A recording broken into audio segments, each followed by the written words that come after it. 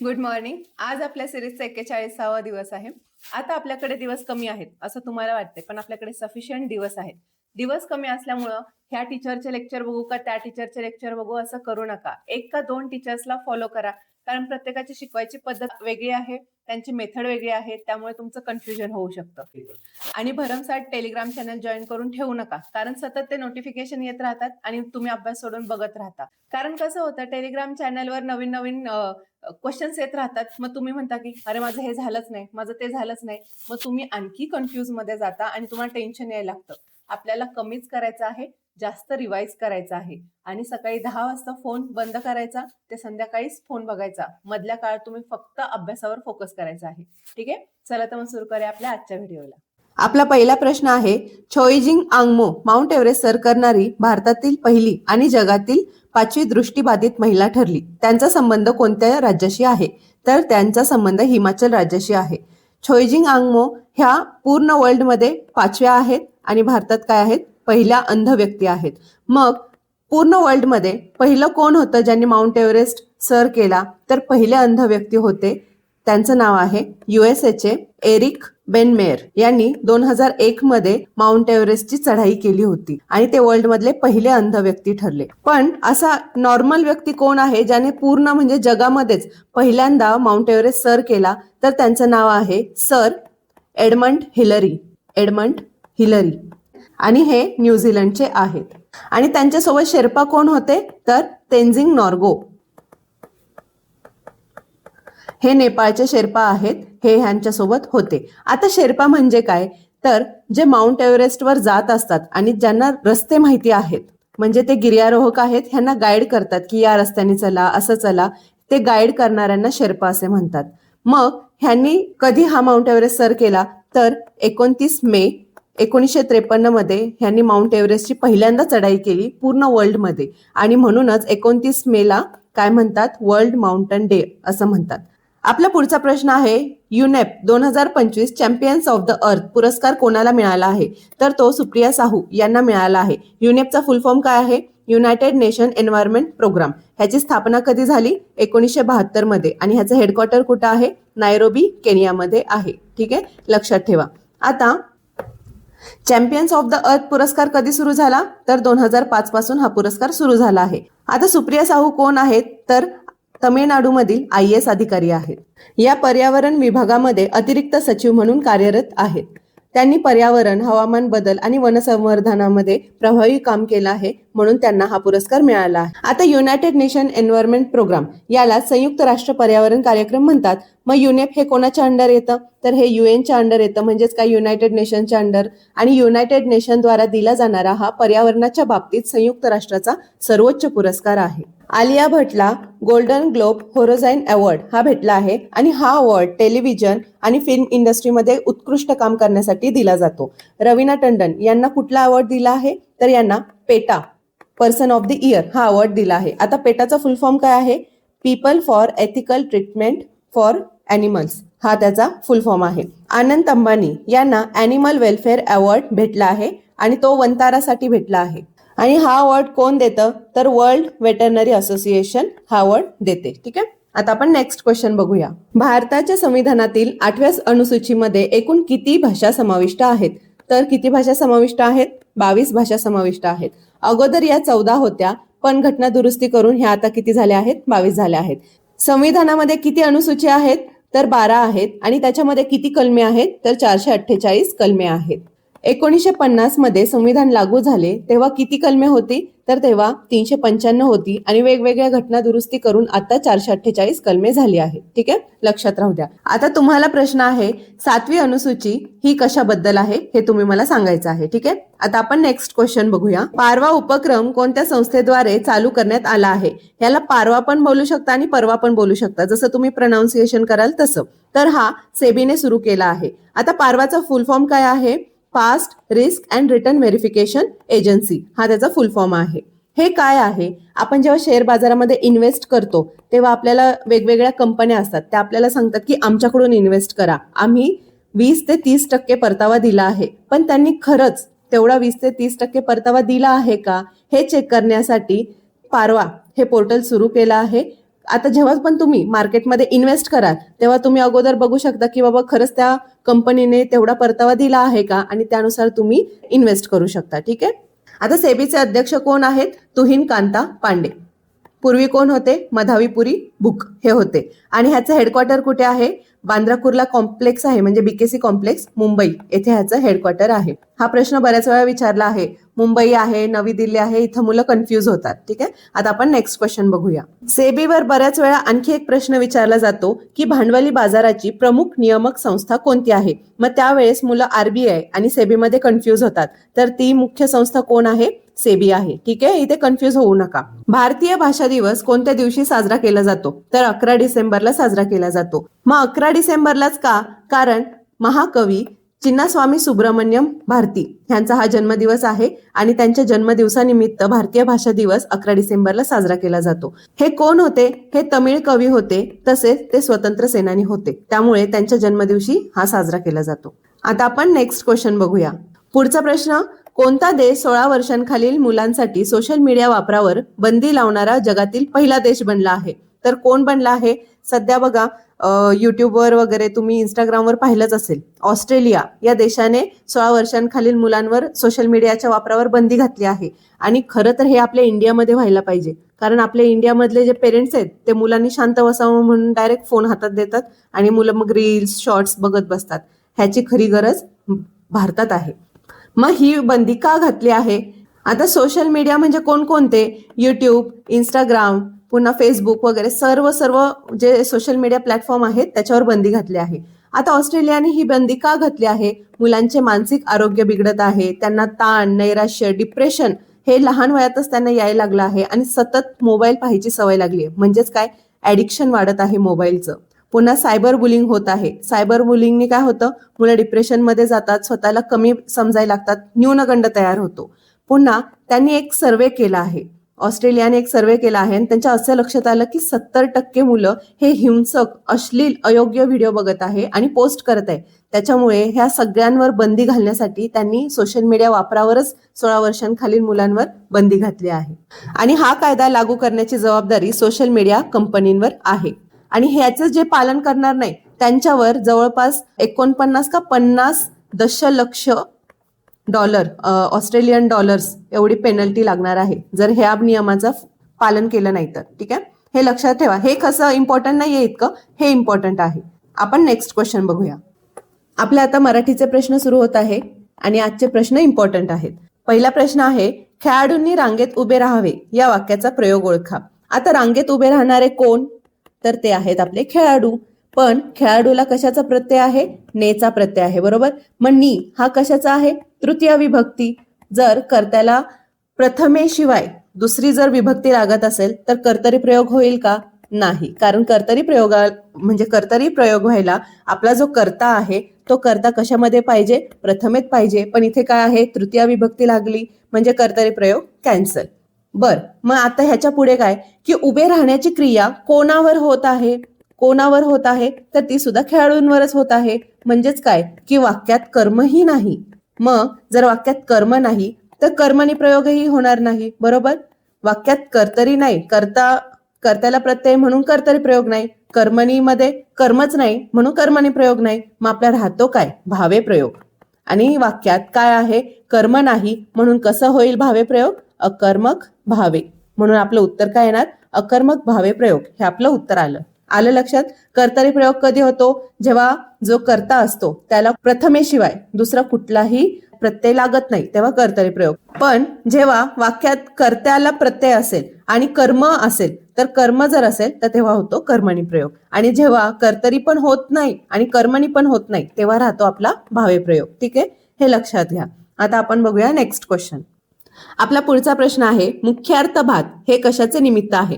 याला मुख्यार्थ बाधही म्हणतात किंवा मुख्यार्थ बाधा असेही म्हणतात. हे कशाचं आहे? तर लक्षणा या शब्दशक्तीमध्ये मुख्यार्थ बाध होतो. आता या शब्दशक्तीमध्ये काय होतं की शब्दशः अर्थ न घेता काय घेतलं जातं? म्हणजे असं थोडंसं व्यंग निर्माण होतो. एका शब्दाचे वेगवेगळे डबल मिनिंग होतात आणि म्हणजे व्यंगार्थ निर्माण होतो किंवा हास्यास्पद निर्मिती होते. मग आपल्याला प्रश्नही पडतो की अरेच्चा असं कसं होऊ शकतं? तेव्हा म्हणजे काय होतं की मुख्य जो अर्थ असतो, मुख्य जो शब्द असतो त्याला काय होते, बाधा पोहोचते आणि त्यातून वेगळ्याच शब्दाची निर्मिती होते. म्हणून मुख्यार्थ बाधा असं म्हणजे एक शब्दशक्तीमध्ये बनलं जातं आणि ती शब्दशक्ती कुठली आहे, लक्षणा. ठीक आहे, हे लक्षात ठेवा. हा प्रश्न विचारला गेला आहे, मुख्यार्थबाद हे कशाचे निमित्त आहे. ठीक आहे, आता आपण नेक्स्ट क्वेश्चन बघूया. पुढील पैकी वर्त्य ध्वनी कोणाला म्हणतात? तर यालाच आणखी काय म्हणतात, दंतमुलीय ध्वनी. आणखी काय म्हणतात, दंत तालव्य ध्वनी. आपल्या वर्णमालेतील जे स्पर्श व्यंजने आहेत, जे स्पर्श व्यंजनातील गट आहे त्यातल्या जो दुसरा वर्ग आहे, म्हणजेच काय की आपला च वर्गातील, ह्याच्यामध्ये 4 व्यंजने आहेत. कोणती? च, छ, ज आणि झ. ह्यांचा उच्चार 2 प्रकारे होतो. एक म्हणजे तालव्य आणि दुसरा म्हणजे दंत तालव्य, हा वाला. मग जो दंत तालव्य आहे यालाच वर्त्य ध्वनी म्हणतात, म्हणून आपलं उत्तर आलं दंत तालव्य. ठीक आहे, लक्षात राहू द्या. पुढचा प्रश्न बघूया. पुढील काव्यपंक्तीत कोणत्या अलंकाराचा वापर झाला आहे? कोणी दिला जिव्हाळा, कोणास ताप झाला, हसले दुरून कोणी, जवळून वार केला. आता इथे झाला, केला हे काय झाले, हे यमक झाले, बरोबर. म्हणून आपलं उत्तर आलं यमक. उपमा, जेव्हा एखाद्या गोष्टीला, एखाद्या व्यक्तीला एखादं उपमा देतो आपण, म्हणजे काय की आईसारखी आईच, परी वगैरे, हे जेव्हा आपण एखादी उपमा देतो तेव्हा काय होतं, उपमा अलंकार होतो. दृष्टांत अलंकार, ह्याच्यामध्ये काय होतं की एखाद्या गोष्टीचा दाखला दिला जातो, पण इथे कुठल्याही गोष्टीचा दाखला दिलेला नाही, म्हणून दृष्टांत अलंकारही नाही. श्लेष अलंकार, श्लेष अलंकार मध्ये काय होतं की एका शब्दाला एकापेक्षा जास्त अर्थ असतात, तेव्हा श्लेष अलंकार होतो, पण इथे तसंही नाहीये, बरोबर. म्हणून आपलं उत्तर आलं यमक अलंकार. ठीक आहे, नेक्स्ट क्वेश्चन बघूया. भारतीय संघातील खेळाडूंनी चांगली कामगिरी केली, या वाक्यातील उद्देश विस्तार ओळखा. आता अगोदर आपण उद्देश विस्तार हे काय आहे हे बघून घेऊया. उद्देश विस्तार म्हणजे काय की जेव्हा कर्त्याविषयी अधिक माहिती सांगितली जाते तेव्हा उद्देश विस्तार होतो. उद्देश म्हणजे काय, कर्ता, आणि जेव्हा कर्त्याविषयी अधिक माहिती सांगितली जाते तेव्हा काय होतो, उद्देश विस्तार. मग आपल्या वाक्यातील कर्ता कोण आहे? चांगली कामगिरी कोणी केली आहे? खेळाडूंनी केली आहे, बरोबर. मग खेळाडूंबद्दल अधिक माहिती कुठे सांगितली आहे? भारतीय संघातील. म्हणून आपलं उत्तर काय आलं, उद्देश विस्तार हे भारतीय संघातील, हे आपलं उत्तर आहे. ठीक आहे, नेक्स्ट बघूया. आता आपला पुढचा प्रश्न आहे बुद्धिमत्तेचा. आपलं बुद्धिमत्ता सुरू झाला आहे आणि एकदम क्वालिटी क्वेश्चन्स घेतले आहेत मी. रवी त्याच्या बहिणीपेक्षा 732 दिवसांनी मोठा आहे. त्याचा जन्म सोमवारी झाला तर त्याच्या बहिणीचा जन्मवार कोणता? आता रवी 732 दिवसांनी मोठा आहे त्याच्या बहिणीपेक्षा, बरोबर. मग मी काय काढणार, 732ला मी काय करणार, 7ने भागणार. 7ने का भागणार? कारण आपला एक आठवडा 7 दिवसांचा असतो, म्हणून 7ने भागणार. म्हणजे 7 दिवसांनी पुन्हा सोमवार जर आज आहे तर 7 दिवसांनी सोमवारच येणार आहे, बरोबर. म्हणून भागिले 7 केलं. ह्याचं उत्तर काय येईल, 7 एक 7, 7 चोक 28, बरोबर. कंप्लीट 104 आठवडे होत आहेत आणि किती दिवस बाकी राहत आहेत, 28 आणि 4 म्हणजे 4 दिवस बाकी राहत आहेत आणि हे कंप्लीट आठवडे किती झाले आपले, 104. म्हणजे 104 दिवसांनी पुन्हा सोमवारच येणार आहे, बरोबर. आणि सोमवारच्या पुढे आणखी 4 दिवस म्हणजे किती, सोमवार, मंगळवार, बुधवार, गुरुवार आणि शुक्रवार. म्हणजे 4व्या दिवशी जो वार असेल तेव्हा त्याच्या बहिणीचा जन्मवार असेल, मग तो कोणता आहे, शुक्रवार. ठीक आहे, समजलं. नेक्स्ट क्वेश्चन बघूया. आपल्याला 1-2 विधाने दिली आहेत आणि ह्याच्यावरून काय काढायचं आहे, निष्कर्ष काढायचे आहेत. मग आपण ते काय, हे इंग्लिशमध्ये काय असतं, हे सिलोजिझम असतं. आणि आपल्या पोलीस भरतीमध्ये हे क्वेश्चन येत नव्हते, पण 2024 पासून ह्याची जास्त तीव्रता दिसली असल्या प्रश्नांची. ठीक आहे, त्यामुळे ह्याच्यावर नजरअंदाज करू नका. आता आपल्याला विधान काय दिलं आहे, सर्व दिवे खांब आहेत. मी काय करते, दिवेला असं करते, सर्व जे दिवे आहेत ते काय आहेत, खांब आहेत. पुढे सर्व खांब दार आहेत. सर्व खांब काय आहेत, दार आहेत. मग आपला निष्कर्ष काय दिला आहे, कोणतेही दार दिवे नाहीत. असं तर होणारच नाही, काही दार तरी दिवे असतीलच, कारण दिवे त्याच्या पोटात आहे, म्हणजे त्याच्या आतमध्ये आहेत. तो त्याच्या पोटापासून हे वेगळं करू शकत नाही. म्हणून आपला पहिला निष्कर्ष काय आला, चूक आला. काही खांब दिवे आहेत, बरोबर. खांबाच्या पोटात कोण आहे, दिवे आहेत, आणि खांबाचा काहीतरी भाग दिवे आहे, म्हणून काही खांब दिवे आहेत, हे उत्तर बरोबर आहे. म्हणून आपलं उत्तर काय आलं, फक्त बी बरोबर. आता पुढचा प्रश्न बघूया. प्रश्न चिन्हाच्या जागी योग्य पर्यायी उत्तर लिहा. मी काय करते, इथे खाली लिहून घेते. 16 आहे, कंसात 120 आहे आणि 24 आहे. नेक्स्ट काय आहे, 23 कंसात पुन्हा 120 आणि इथे आहे 17. खाली काय आहे 34. आपल्याला इथली संख्या काढायची आहे आणि पुढे आहे 26. मी जर इथे एक गोष्ट ऑब्झर्व केली तर मला कळेल की 16 आणि 24 ह्यांचं काहीतरी नातं घेऊन ही मधली संख्या आली आहे, बरोबर. मग 16 आणि 24 किती होतात? 16 अधिक 24, 6 4 10 आणि खाली आले 40. मग 4 त्रिक 12 म्हणजे 3 नी मल्टिप्लाय केलं तर 120 येतं, बरोबर. असं जर लॉजिक लावलं तर आपण बघूया आपलं उत्तर येते का. इथं आहे 23, इथं आहे 17. 23 अधिक 17 किती आले? 7 आणि 3 10, 40. पुन्हा 40 गुणिले 3 किती? 120. म्हणजे आपल्याला एक लक्षात येतंय की हे जे आहेत ह्यांचा गुणाकार करून ह्यांची बेरीज करून गुणिले 3 केलं तर आपल्याला हे उत्तर मिळणार आहे. मग 34 अधिक 26 किती येणार? 6 आणि 4 10, 3 आणि 3 किती? 6. म्हणजे 60 गुणिले 3 किती येणार? 180. म्हणून माझं उत्तर किती आलं? 180. ठीक आहे. थोडंसं बुद्धिमत्तेमध्ये गणिताचा प्रश्न मिक्स झाला, पण काय नाही, दोन्ही सेमच आहेत. ठीक आहे. पुढचा प्रश्न बघूया. योग्य पर्याय निवडून खालील मालिका पूर्ण करा. हे पूर्ण करायला मला काय करायला लागेल? अगोदर A to Z लिहून घ्यायला लागेल. A B C D. आता इथं त्यांनी F भागिले L बरोबर काय दिलं आहे? इज टू 1/2 म्हणजे काय? 1/2. आता F ची किंमत इथे किती आहे बघा. F कुठे गेला? F ची किंमत किती आहे? 6 आहे. L ची किंमत किती आहे? L इथं आहे. L ची किंमत किती आहे? 12 आहे. म्हणजेच काय की सिंपल भाग दिला आहे 1/2. मग आपल्याला F आणि X ची किंमत काढायची आहे. F ची किंमत किती आली? 6 आली. X ची किंमत किती आहे? 24 आहे. म्हणजे आपण जर 6 नी 24 ला भाग दिला तर किती येईल? 6 1 6 आणि 6 चोक 24 म्हणजे 1/4 हे आपलं उत्तर येणार. ठीक आहे, समजलं? हे इतकं इझी असतं. फक्त तुम्हाला हे मांडायचं आहे, ह्याच्या व्हॅल्यूज काय आहेत ते बघायचं आहे आणि भाग द्यायचा आहे. ठीक आहे. पुढचा प्रश्न बघूया. जर A हा B पेक्षा लहान आहे, B हा C पेक्षा लहान आहे आणि C हा D पेक्षा लहान आहे, तर खालीलपैकी कोणता पर्याय योग्य आहे? D हा A पेक्षा मोठा आहे, बरोबर. हे आपण असं लिहिलं काय? आणि D पुन्हा C B A असं लिहिलं काय? हे सुद्धा बरोबरच आहे. इथं पण A लहान आहे, इथं पण A लहान आहे. D हा A पेक्षा मोठा आहे, हे पण बरोबर आहे. C हा D पेक्षा मोठा आहे, नाही. C तर D पेक्षा लहान आहे, बरोबर. हे चुकीचं आलं. A हा C पेक्षा मोठा आहे, नाही. A तर सर्वात लहान आहे. म्हणजे आपलं उत्तर काय आलं? D हा A पेक्षा मोठा आहे. ठीक आहे. इथे थोडंसं ह्या चिन्हांमध्ये कन्फ्युज करायचं नाही. तुम्हाला हे चिन्ह माहिती आहेत ना? हे म्हणजे A हा B पेक्षा लहान आहे आणि हे चिन्ह म्हणजे A हा B पेक्षा मोठा आहे. आता आपण नेक्स्ट क्वेश्चन बघूया. पुढचा प्रश्न तुमच्यासाठी हा सुद्धा खूप इझी क्वेश्चन आहे. ह्याचं उत्तर तुम्ही मला कमेंट बॉक्समध्ये द्यायचं आहे. पुढचा प्रश्न बघूया. मुलगा व वडील यांच्या आजच्या वयाची बेरीज 50 आहे. 5 वर्षानंतर वडिलांचे वय मुलाच्या वयाच्या 3 पट असेल तर मुलगा व वडिलांचे आजचे वय किती? आता आपल्याला 5 वर्षानंतरच्या त्यांच्या वयाची बेरीज दिली आहे, बरोबर. ते पण नाही दिली, आपल्याला फक्त सांगितलं की 5 वर्षानंतर त्यांचं म्हणजे रेशो दिला आहे की 3 पट आहे. मग मी काय करते? मुलाचं वय किती आहे? मुलाचे वय हे मी x मानते आणि जे वडील आहेत त्यांचं वय किती मानते? 3x. कारण काय?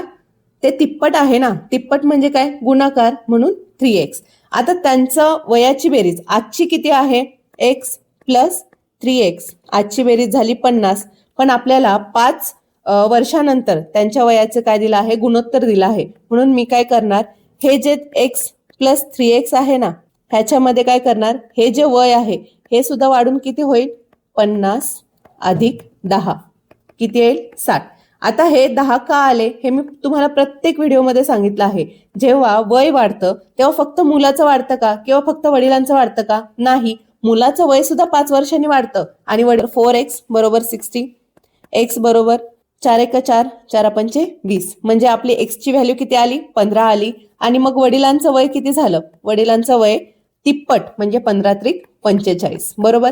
पण हे काय आहे? हे तर 5 वर्षानंतरचं आहे, बरोबर. आपल्याला आजचं वय विचारलं आहे, म्हणून मी ह्यातून काय करणार? -5 म्हणजे आजचं वय आलं 10 आणि यातून -5 आजचं वय आलं 40. म्हणजे मुलाचं वय 10 आणि वडिलांचं वय 40 वर्ष. म्हणून ऑप्शन क्रमांक 1 हे माझं उत्तर आलं. पुढचा प्रश्न बघूया. एका दानपेटीत 5 रुपयांच्या नाण्यांच्या 4 पट 1 रुपयांची नाणी आहे. दानपेटीत 360 रुपये आहेत, तर त्या दानपेटीत 1 रुपयांची नाणी किती आहे? आता एक मी काय करते, थोडंसं म्हणजे असं शाब्दिक गुंतागुंत केली आहे, पण खूप सोपा प्रश्न आहे. 1 रुपयाची जी नाणी आहेत ना, ती मी एक्स पकडते आणि जी 5 रुपयांची जी नाणी आहेत ना, ती मी x/4 पकडते. आता x/4 का? कारण 5 रुपयाची जी एक नाणं पकडलं तर 1 रुपयाचं किती नाणं होतंय? 4 पट होतंय, म्हणून x/4. ठीक आहे. आता आपल्याला काय सांगितलं आहे, आपण ह्याची टोटल किती आहे? 360 रुपये. मग हे आपण समीकरणाच्या माध्यमात कसं मांडू शकतो? 1 गुणिले x, कारण 1 रुपयाची किती? x नाणी, अधिक 5 गुणिले x/4, कारण 5 रुपयाची x/4 नाणी, बरोबर. ह्यांचं किती येणार? 360. आता आपल्याला सिंपल काय करायचं आहे? सॉल्व्ह करायचं आहे. x अधिक 5x भागिले 4 बरोबर 360. आता ह्यांचा लसावी घ्यायचा आहे. लसावी कसं घेतात? एक मी तुम्हाला सांगते. 1/2 आहे अधिक 3/4 आहे, बरोबर. आता ह्यांचा लसावी म्हणजे काय, की आपला जो बेस आहे हा आपल्याला काय करायचा आहे? सेम करायचा आहे. जो 2 आहे त्याला 2 ने गुणावं लागेल, तेव्हा 2 दुणे 4 पर्यंत जाईल. आता जर बेसला 2 ने गुणलं तर अंशात पण 2 ने गुणावं लागणार, कारण हे कसं आहेत? समान गुणोत्तरात आहेत म्हणून. आणि 3/4. मग बे दुणे 4 अधिक 3/4. आता बेस समान झाला, मग खाली काय करणार? 4 करणार आणि ह्या जे अंशात आहेत 2 आणि 3 ह्यांची काय होणार? बेरीज होणार 5. अशा पद्धतीने आपण हे सॉल्व्ह करूया. आता इथे बेसमध्ये काय आहे? 1 आहे. आता मी एवढं सगळं एक्सप्लेन का केलं? कारण जे नवीन मुलं आहेत, मी प्रत्येक वेळी लसावी म्हणते, पण काही मुलांना लसावी काय आहे हेच माहिती नाहीये, म्हणून मी हे एक्सप्लेन केलं. ठीक आहे. आता आपण आपल्या प्रश्नाकडे वळूया. हा x आहे, बरोबर. छेदात काय नाही, म्हणजे छेद ह्याचा काय आहे? 1 आहे. हा 4 आहे. आपल्याला लसावी घ्यायचा आहे. एकातला 4 पर्यंत न्यायचा आहे, म्हणजे बेसमध्ये 4 येणार. खाली 4 ने गुणलं म्हणून वरती पण 4 ने गुणणार. 4x प्लस 5x बरोबर किती आले? 360. आता हा 4 काय करणार? इकडे जाणार. 4x आणि 5x किती झाले? 9x. हा 4 इकडे गेला. 360 गुणिले 4. मी आता 9 ने भागते इकडे. 9 चोक 36 आणि x ची किंमत काय आली? 40 गुणिले 4. 4 चोक 16, म्हणजे x ची किंमत आली 160. आणि आपल्याला तेच विचारलं आहे की 1 रुपयाची नाणी किती. आता 1 रुपया गुणिले x म्हणजे 1 गुणिले 160 बरोबर किती येणार? 160च येणार, बरोबर. म्हणून 140. ठीक आहे. आता आपण नेक्स्ट क्वेश्चन बघूया. एका मॉल समोर काही मोटारसायकली व काही 3 चाकी रिक्षा उभ्या आहेत. त्यांच्या चाकांची एकत्रित संख्या 65 असून हँडलची संख्या 25 आहे. तर मोटारसायकली व 3 रिक्षा अनुक्रमे किती? आता मोटारसायकलीला किती चाकं असतात? मोटारसायकलीला 2 चाकं असतात. जी 3 चाकी रिक्षा आहे, नावातच आहे, रिक्षाला किती चाके असतात? 3 असतात. मग आपल्याला काय दिलं आहे? त्यांच्या चाकांची एकत्रित संख्या 65 आहे. म्हणजेच काय? 2x प्लस 3x बरोबर किती? 65. हे x काय आहेत? किती चाकं आहेत ते माहिती नाही, पण त्यांची टोटल माहिती आहे 65. प्लस आपल्याला पुढे काय दिलं आहे? की त्यांच्या हँडलची संख्या 25 आहे. आता हँडल तर प्रत्येकाला एकच असतो, बरोबर. दुचाकी असू द्या, 4 चाकी असू द्या, मोठा हेवी व्हेकल असू द्या, एकच असतं. म्हणून x हे मी ह्याची y घेते, सॉरी, हे y. का? कारण हे काय आहे? 2 व्हीलर, हे काय आहे? 3 व्हीलर, म्हणजे त्यांची चाकाची संख्या सुद्धा वेगळी असणार आहे. म्हणून मी काय करते आता? हँडलची संख्या x प्लस y बरोबर किती आहे? 25. आता आपल्याला काय करायचं आहे? हे समीकरण सॉल्व्ह करायचं आहे. मी इथं काय करते? इथं गुणिले 2 करते. मग आपलं उत्तर काय येईल? 2x प्लस 3y बरोबर 65. इथे 2 ने मल्टिप्लाय केलं, इथे 2 ने आणि इथे 2 ने, मग काय येणार? 2x प्लस 2y बरोबर 50. आता मी पहिल्या समीकरणातून दुसरं समीकरण वजा करते. वजा केलं, हे वजा झालं, हे वजा झालं, हे वजा झालं, हे अधिक हे वजा, हे कॅन्सल झालं. 3तून 2 गेले, y बरोबर 65 मधून 50 गेले, किती आले? 15. मग y ची किंमत आली 15. ह्याच्यातून आपण x ची किंमत काढणार. आता ह्या समीकरणामध्ये जर ठेवलं x प्लस y बरोबर 25, मग x ची किंमत मिळेल, y काय आहे? 15. 15 इकडे जाणार, 25 मधून 15 गेले, किती राहिले? 10.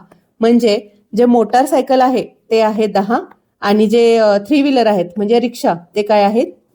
30. ते किती आहेत? 15. मग आपल्याला काय विचारलं आहे? तेच विचारलं आहे, 10 आणि 15, म्हणून आपलं उत्तर आलं 10 आणि 15. ठीक आहे. आता हे जर तुम्हाला क्रॉस चेक करायचं असेल तर ह्या समीकरणामध्ये ठेवून बघा. 10 दुणे 20, 15 त्रिक 45, 5 6 4 आणि 2 6. ठीक आहे. आता हे क्रॉस चेक का करायचं सांगू, कारण इथे 10 आणि 15 आहेत आणि इथं 15 आणि 10 आहेत. जर तुम्ही मोटरसायकलला जर 15 मानलं आणि रिक्षाला जर 10 मानलं तर तुमचं उत्तर चुकीचं येणार. कसं येणार सांगते. जर मी एक्सला 15 घेतलं म्हणजे मोटरसायकल 15 घेतलं, 15 दुने 30 आणि 3 व्हीलर ह्या किती आहेत 10 आहेत. मग 3 गुणिले 10 किती येणार 30. हे किती येलं 60 आलं बरोबर. आणि आपल्याला उत्तर काय पाहिजे 65 पाहिजे. समजलं. हे जरी थोडा सिक्वेन्स चुकला तरी तुमचं उत्तर चुकतंय. आता आपण नेक्स्ट क्वेश्चन बघूया. इयत्ता 10वीच्या परीक्षेला बसलेल्या एका शाळेतील 200 विद्यार्थ्यांपैकी इंग्रजी विषयात पास असणाऱ्या विद्यार्थ्यांची संख्या 55 व गणितात 50 विद्यार्थी पास आहेत. दोन्ही विषयात 15 विद्यार्थी पास आहेत तर दोन्ही विषयात नापास असणारे विद्यार्थी किती? आता आपल्याला सिंपल समीकरण बनवायचं आहे. दोन्ही विषयात नापास विद्यार्थी किती? हे बघा इथं 200 विद्यार्थी आहेत बरोबर. त्याच्यामध्ये गणितात किती पास झाले? गणितात 55, गणितात 50 आणि इंग्लिशमध्ये किती आहेत 55. म्हणजे काय की गणितात फक्त पास झालेत म्हणजे इंग्लिशमध्ये फेल आहेत. इंग्लिशमध्ये फक्त पास आहेत म्हणजे गणितात फेल आहेत. म्हणजे ह्यांच्यापैकी कोणतरी नापास आहेच. मग आपल्याला जर हे काढायचंय तर आपलं समीकरण कसं बनेल? 200 वजा गणितात पास झालेले विद्यार्थी अधिक इंग्रजीत पास झालेले विद्यार्थी वजा संपूर्ण विषयात पास झालेले विद्यार्थी. हे वजा का केलं? कारण पास झालेत त्यांचा नापासशी काही संबंधच नाही म्हणून वजा पास केलं. ठीक आहे. आता आपल्याला सिंपल सॉल्व्ह करायचं आहे. 200 काय आहे टोटल विद्यार्थी, गणितात पास असणारे 50 अधिक इंग्रजीत पास असणारे 55 वजा दोन्ही विषयात पास किती आहेत 15 आहेत वजा 15. ठीक आहे. 200 वजा 50 आणि 55 किती 105 वजा 15 किती आले 90. 200 मधून 90 गेले किती राहिले 110. म्हणून दोन्ही विषयात नापास असणारे विद्यार्थी किती आहेत 110. बाबू अभ्यासच करत नाही वाटतं. पुढचा प्रश्न बघूया. जर अधिक म्हणजे किती भागाकार, वजा म्हणजे किती गुणाकार, भागिले म्हणजे किती अधिक आणि गुणिले म्हणजे वजा. आता आपल्याला काय करायचं आहे हे समीकरण इथं ठेवायचंय आणि उत्तर काढायचंय. 36 गुणिले म्हणजे किती वजा 36 वजा 12 अधिक म्हणजे किती भागिले 4 भागिले म्हणजे किती अधिक 6 अधिक म्हणजे भागाकार 2 आणि वजा म्हणजे गुणाकार 3. आपल्याला हे समीकरण सॉल्व्ह करायचं आहे. 4 त्रिक 12 बेत्रिक 6 36 मधून 3 गेले किती राहिले 33 राहिले अधिक 3 त्रिक 9 9 3 12 42 म्हणजे माझं उत्तर किती आलं 42. ठीक आहे. सिंपल होतं. चला पुढचा प्रश्न बघूया. पुढचा प्रश्न तुमच्यासाठी ह्याचं उत्तर तुम्ही मला कमेंट बॉक्समध्ये द्यायचं आहे. भेटूया उद्याच्या व्हिडिओमध्ये.